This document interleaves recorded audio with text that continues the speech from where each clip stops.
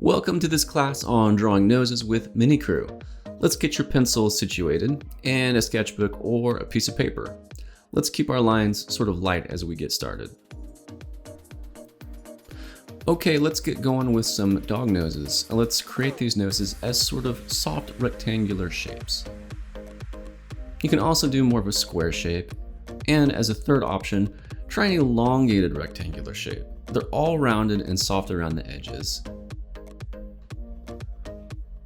And next, let's do a divider line between the two different sides of the nose. For the part of the nose that's closer to you, you're going to want to create more space and create sort of a bigger nostril.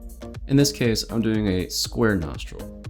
And then on the other side, I'm doing a smaller rectangular nostril there as well, because it's further away. On this nose, let's do a curlicue shape. It's less of a rectangular and more circular. And then on our other nose, let's do more of an angle and subtle nose. This one doesn't have as big of a hole in it, and it's going to be a little bit smaller. Also, let's do some reflections on the nose. I do that via a stylistic little rectangle we're going to put at the top. Dog noses are often wet and reflect the atmosphere around them. And then let's shade in the nose. Let's start near the top and do some light coloring in. You can do the shade as dark as you want or as light as you want. It's up to you. And next, let's commit to our lines a little bit more. Since we started off really light around the edges, let's commit to the lines that we want to stick with. And if you have an eraser, you can erase the lines that you don't need. In my case, I just keep the lines because I start off really light as a starting point.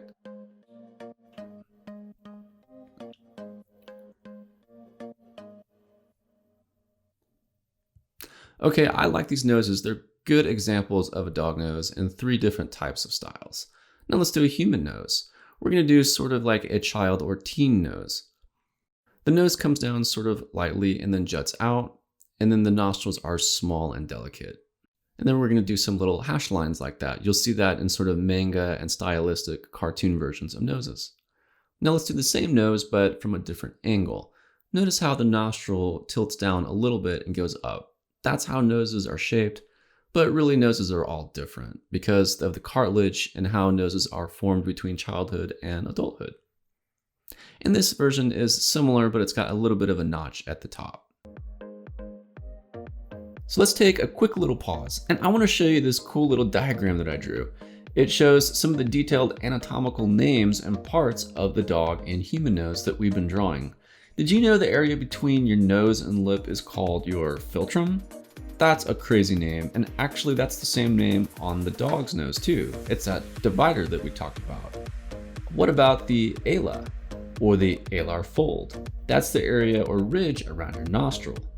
And of course we have these other terms like the dorsum, which is sort of the ridge of your nose, and then the columella. Columella, that is such a strange word. It's a little area between your nostrils.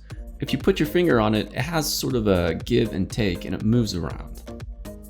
Alright, so I hope you enjoyed this brief lesson on anatomy. Now let's get back to our drawing. Next, let's do some little manga noses.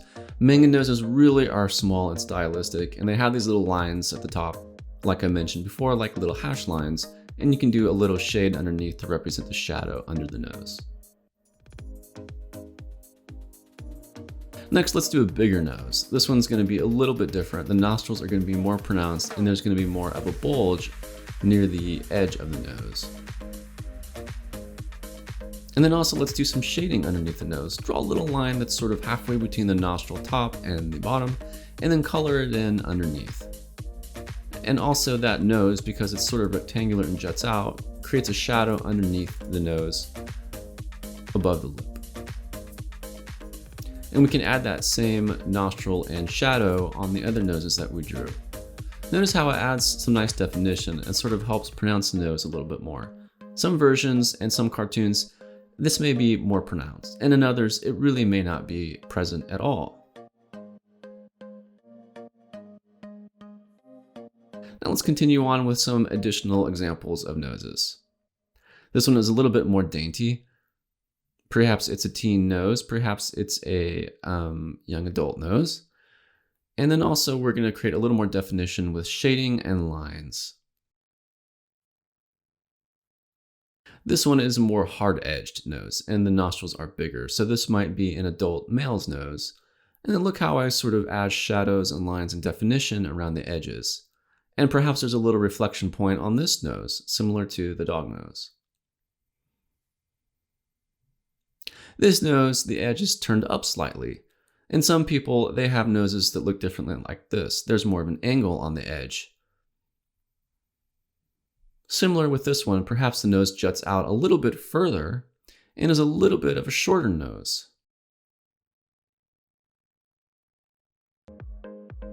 In this nose, it's going to be a little bit wider around the base. It's going to be a little bit more pronounced, sort of like the nose to the right and above it. It's got more definition, more edge to it, and is likely belonging to an adult male or a late teenager.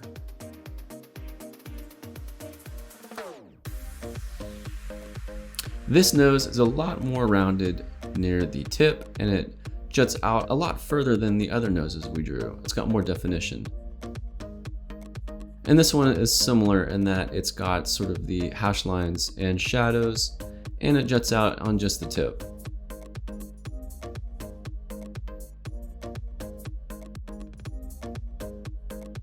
Now let's draw more of a chiseled nose. This nose has a lot more definition and angles to it. So it might be an adult's nose, and we're going to draw the shadow and shading in on the sides to help give it that angle and pronounced shape. Now this nose is a lot more cartoony. It's more round, it's more expressive, and it may be a big nose on a small face, or it could still be sort of a small nose. And in this nose, it's going to be a little bit more rounded on the edges as well. Everyone's got a different shaped nose, so just have fun and explore different noses that you might see on other people's faces. Whenever you meet someone, maybe you should pay attention a little bit to their facial features, as well as their name, but don't stare too much. Just take little mental notes about what they look like and how you might apply their style of nose to your own drawings. We've got a nice collection of noses here, and these noses are good examples for you to get started with your own character noses in the future.